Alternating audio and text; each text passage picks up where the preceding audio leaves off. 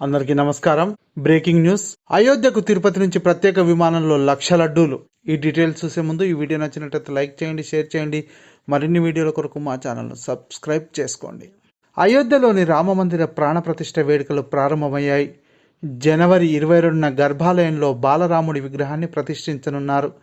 ఈ నేపథ్యంలో అయోధ్యకు వచ్చే భక్తుల కోసం తిరుమల తిరుపతి దేవస్థానం ఉచితంగా శ్రీవారి ప్రసాదాన్ని అందజేయనుంది. ఇందుకు 1,00,000 లడ్డూలను అయోధ్యకు పంపింది. తిరుపతి విమానాశ్రయం నుంచి ప్రత్యేక కార్గో విమానం ద్వారా ఈ లడ్డూలను శుక్రవారం సాయంత్రం తరలించింది. సోమవారం దేశమంతా రామనామంతో మారుమోగనున్న వేళ రామ జన్మభూమి తీర్థక్షేత్ర ట్రస్ట్ శ్రీవారి లడ్డూ ప్రసాదాలను భక్తులకు పంపిణీ చేయనుంది.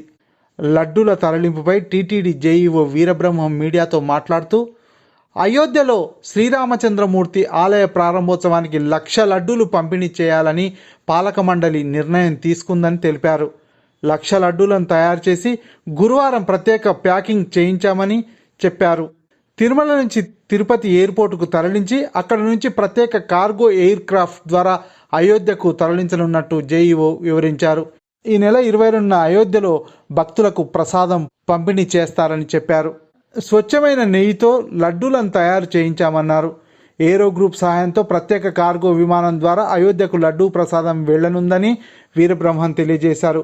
మరోవైపు ఆలయ ప్రారంభోత్సవానికి దేశంలోని సినీ, రాజకీయ, వ్యాపార ప్రముఖులు దాదాపు 8,000 మందికి ట్రస్ట్ ఆహ్వానాలు పంపింది.